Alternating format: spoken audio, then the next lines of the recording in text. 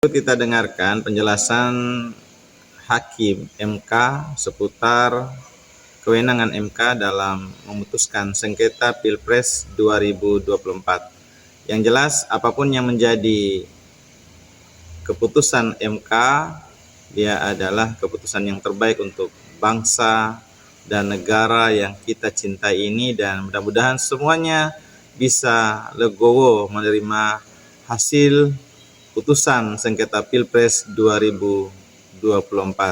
Semoga Indonesia tetap kuat, bangkit, dan semakin jaya. Amin.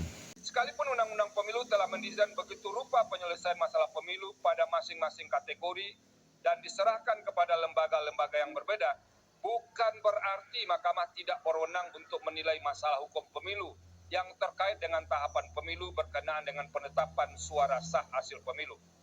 Salah satu dasar untuk membuka kemungkinan tersebut adalah penyelesaian yang dilakukan lembaga-lembaga sebagaimana diuraikan di atas masih mungkin menyisakan ketidaktuntasan, terutama masalah yang potensial mengancam terwujudnya pemilu yang berkeadilan, demokratis, dan berintegritas.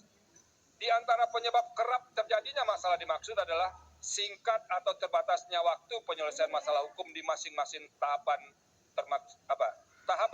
termasuk terbatasnya wewenang lembaga yang diberi kewenangan untuk menyelesaikan masalah-masalah hukum pemilu. Dalam hal masalah hukum pemilu belum tuntas atau bahkan tidak terselesaikan sama sekali, hal demikian dapat menimbulkan persoalan yang berkaitan dengan memengaruhi hasil pemilu.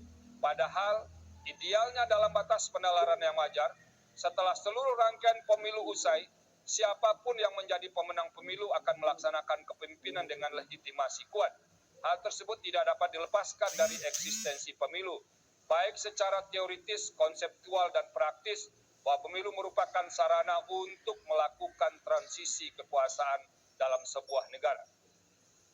Oleh karena itu, manakala terdapat indikasi bahwa pemenuhan azas dan prinsip-prinsip pemilu tidak terjadi pada tahapan pemilu sebelum penetapan hasil, apapun alasannya, hal tersebut menjadi kewajiban bagi Mahkamah Konstitusi sebagai peradilan konstitusi untuk pada tingkat pertama dan terakhir yang putusannya bersifat final mengadili keberatan atas hasil rekapitulasi penghitungan suara pemilu. Dengan demikian, Mahkamah tidak memiliki alasan untuk Mahkamah tidak memiliki alasan untuk menghindar mengadili masalah hukum pemilu yang berkaitan dengan tahapan pemilu berkenaan dengan penetapan suara sah hasil pemilu, sepanjang hal demikian memang terkait dan berpengaruh terhadap hasil perolehan suara peserta pemilu.